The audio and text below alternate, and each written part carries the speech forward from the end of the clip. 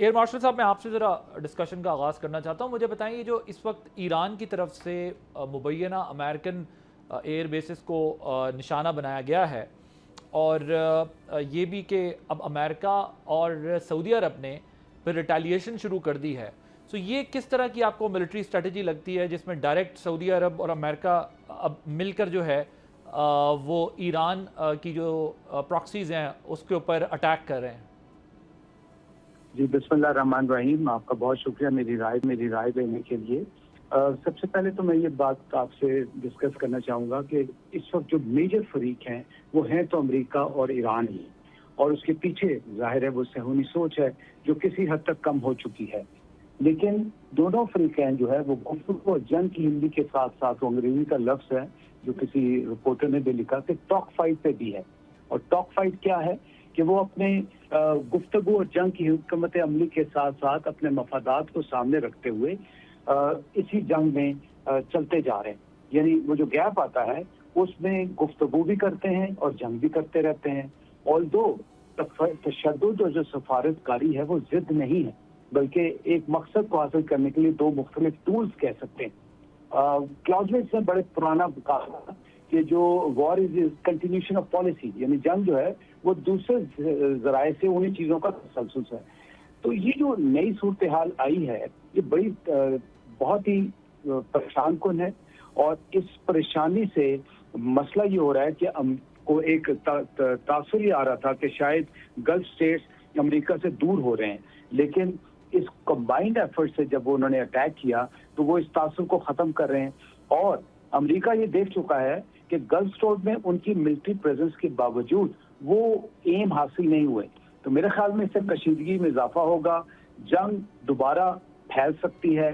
اب نئے ہومز میں شپنگ کے عملے کے ساتھ ساتھ عراق، یمن یا کسی اور طریقے سے دوسری ریاستوں پر بھی حمل ہوں گے، جو کہ میرے خیال میں ایک بہت ہی پریشان کن سچویشن ہے، عربی لحاظ سے بھی اور خلیجی کے لحاظ سے بھی. ایک الارمنگ سچویشن ہے، پریشان کن صورتحال ہے آپ کہہ رہے ہیں. احمد، آپ کے خیال میں سعودی عرب ریٹیلیشن along ود امریکہ یہ کیسے دیکھ رہے ہیں آپ؟ یہ کس طرف اب چیزیں جا رہی ہیں؟ ٹاک فائٹ والا ماحول تو ہمیں دکھ رہا ہے. ایم او یو سے متعلق خبریں آ رہی ہیں کہ ایم او یو کے قریب پہنچ گئے ہیں، میڈیٹرز اس پر اپنی جو ہے وہ ایفرٹس کر رہے ہیں، بٹ اس اسٹیج کے اوپر سعودیہ کا ریٹیلیٹ کرنا ود امریکہ یہ کیا سگنلنگ ہے؟ جی تھینک یو سو مچ. اچھا، اس میں دو تین چیزیں ہیں. مجھے بار بار ایک اسٹیٹمنٹ یاد آ رہی ہے. امریکہ کی نیشنل سیکورٹی ایڈوائزر رہی ہیں کونڈولیزا رائس، اور 2005 آنورڈز ان کی ایک اسٹیٹمنٹ کافی مشہور ہوئی تھی جس میں انہوں نے کہا تھا کہ مڈل ایسٹ میں جو ہو رہا ہے these are birth pangs of a new civilization. تو وہ برتھ پینگز نیو سویلائزیشن کے تو نہیں ہیں، اس وقت جو ہمیں نظر آ رہا ہے وہ نئے سیکورٹی اپریٹس کے برتھ پینگز ہیں. اور جب پرانے سیکورٹی اپریٹس کی جگہ ایک نیا سیکورٹی فریم ورک امپلیمنٹ ہوتا ہے، یہ کسی بھی ریجن کے اوپر امپلیمنٹ ہوتا ہے، تو اس میں وہ ایک بلڈی پروسیس ہوتا ہے. تبدیلی کا پروسیس ہمیشہ سے ایک خونریز پروسیس ہوتا ہے. ایران میں آپ نے دیکھا، اگر آپ لارجر پکچر کو بھی اینالائز کریں without going into the rights and wrongs of the situation, جو اس وقت مڈل ایسٹ کے اندر ہو رہا ہے یہ واضح طور پر آپ کو نظر آ رہا ہے کہ وہ سیکورٹی ارینجمنٹ جس سے پچھلے 10 دہائیوں مڈل ایسٹ چلتا چلا آیا ہے، اب اس طریقے سے چیزیں نہیں چلیں گی. ایران کی چاہے امریکہ کے ساتھ جنگ ہو، اس کے بعد ایران یہ کہے کہ مجھے سسٹینیبل پیس چاہیے، اس کا مطلب ہے کہ وہ کہہ رہے ہیں کہ مجھے نیا سیکورٹی ارینجمنٹ چاہیے. یہ سسٹینیبل پیس کی بات جانتے ہو، امریکہ اگر ٹیبل پہ آ کے بات چیت کر رہا ہے تو وہ امریکہ بھی اس بات کو ایکنالج کر رہا ہے کہ مڈل ایسٹ کے اندر ایک نیا سیکورٹی آپریٹر. اسی سچویشن میں اب آپ ساری چیزوں کو کنیکٹ کریں تو آپ دیکھ رہے ہیں کہ ایران کی جو گلف کنٹریز کے اوپر اٹیک ہو رہے ہیں، اس کے بعد سے جو نئی سیکورٹی سچویشن ایمرج ہو رہی ہے وہ واضح طور پر یہی نظر آ رہی ہے، اور ایک نیڈ فیل ہو رہی ہے پوری دنیا کو. پہلے اسرائیل جو تھا اس نے اٹیک کیا قطر کے اوپر، پھر اس کے بعد ایک لانگ ڈرون بیٹل کے اندر مڈل ایسٹ کو ڈالنے کی جو ایک اسرائیل کی خواہش تھی، اس کے بعد سے اب جو سچویشن ہے وہ ایک نئے سیکورٹی ارینجمنٹ کی طرف جا رہی ہے. چاہے سعودی عربیہ ریٹیلیٹ کرے یا چاہے قطر یا کویت یا ایران، یہ سارے مل کر کوئی اور کسی اور ایسپیکٹ کی طرف جائیں، لیکن ایک چیز جو ہے وہ فائنل ہے، اور وہ یہ ہے کہ مڈل ایسٹ میں پرانا سیکورٹی ارینجمنٹ نہیں چلے گا اور ایک نئے سیکورٹی ارینجمنٹ کی ضرورت ہے جس کی طرف نوئنگلی اور ان نوئنگلی پورا مڈل ایسٹ بڑھ رہا ہے. ٹھیک. بٹ احمد، یہ جو ابھی ایئر مارشل صاحب بات کر رہے ہیں، لیکن امریکہ کے بارے میں یہ کہا جا رہا تھا کہ امریکہ سے مڈل ایسٹرن کنٹریز تھوڑا سا دور ہو رہی ہیں اب، لیکن یہ جو ایک ریسنٹ ایکشن ہم نے دیکھا ہے، سو آپ کو کیا لگتا ہے کہ ٹھیک ہے آپ کی بات کہ نیو سیکورٹی اپریٹس اور ارینجمنٹس ہو رہے ہیں، لیکن اس فیز میں آپ کو کیا لگتا ہے کہ امریکہ دور ہو رہا ہے, وہیں کھڑا ہے, یا مزید آگے جا سکتا ہے؟ جی دیکھیں, مجھے اس میں کوئی ڈاؤٹ نہیں ہے کہ امریکہ مڈل ایسٹ کے سیکیورٹی ارینجمنٹ یا سیکیورٹی سچویشن یا سیکیورٹی اپریٹس سے دور ہٹ رہا ہے. مڈل ایسٹ کے اندر امریکہ کی جو بیسز ہیں وہ بھی بہت زیادہ ڈاؤن گریڈ ہوئی ہیں. اور اس کے علاوہ ڈونلڈ ٹرمپ کا جب وہ پریزیڈنٹ بنا تھا تو اس نے پہلی سپیچ کے اندر یہ کہا تھا کہ میں مڈل ایسٹ کی جنگوں سے امریکہ کو نکالوں گا. اور امریکہ کے اندر جو پاپولر سینٹیمنٹ ہے وہ بھی یہی ہے کہ ہم نے مڈل ایسٹ کی جنگوں سے اپنے آپ کو نکالنا ہے. وہ لوگ جنہوں نے مڈل ایسٹ کی جنگوں میں امریکہ کو ڈالا تھا, امریکن انٹرپرائز انسٹیٹیوٹ والے, ان کو ڈونلڈ ٹرمپ نے, ان میں سے ایک ایشلی جے ٹیلس ہے جس کو غداری کے اوپر سزا دی ہے ڈونلڈ ٹرمپ نے لاسٹ ایئر اکتوبر کے اندر. سو امریکہ کا جو فٹ پرنٹ ہے مڈل ایسٹ سے وہ مجھے ڈکریز ہوتا ہوا نظر آ رہا ہے. کیوں؟ کیونکہ لارجر پکچر میرے سامنے, ایک آدھا ایونٹ جس میں امریکہ اوورلی انوالو ہوتا ہے, میرے نزدیک وہ ڈپکٹ نہیں کرتا کہ امریکہ کی لارجر جیو پولیٹیکل ایکویژن کے اندر حالت کیا ہوگی. سو یس, یہ بہت امپورٹنٹ ایک ایکشن ہے امریکہ کا سعودیہ کے ساتھ مل کے ریٹیلیٹ کرنا, لیکن میرے لیے یہ ایک ایونٹ ڈیفائن نہیں کرتا کہ امریکہ کی لارجر مڈل ایسٹرن پالیسی کیا ہوگی. لارجر مڈل ایسٹرن پالیسی امریکہ کی وہی ہے کہ امریکہ نے اسٹریٹجک ریٹرینچمنٹ کی طرف جانا ہے. مونرو ڈاکٹرن, ڈونلڈ ٹرمپ ڈونرو ڈاکٹرن کہتے ہیں, اس کی طرف جانا ہے. وہی ڈاکیومنٹس جو 2026 اور 2025 کے national security document white house کے ریلیز ہوئے ہیں, ان میں بھی یہ بات واضح طور کے اوپر نظر آتی ہے, اور یہاں پہ بھی مجھے وہی ہوتی بھی نظر آ رہی.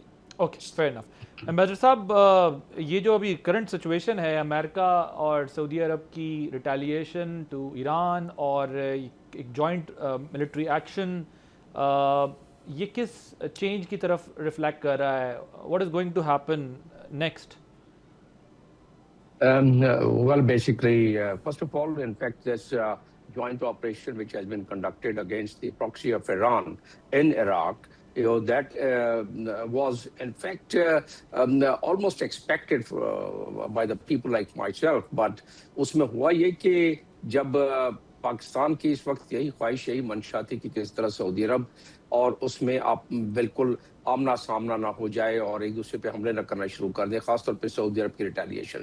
واضح ہے کہ پچھلی مرتبہ یعنی کہ جب پاز آیا اس سے پہلے 28 فروری سے لے کے 47 دنوں تک یہ بڑی کوشش رہی پس پردہ بھی اور ویسے بھی امریکہ کی طرف سے اور اسرائیل کی طرف سے, دونوں کی طرف سے, کہ کسی طریقے سے یہ جو خلیجی ممالک ہیں یہ شامل ہو جائیں, سعودی عرب سر فہرست. لیکن اس وقت یہ نہیں ہوئے.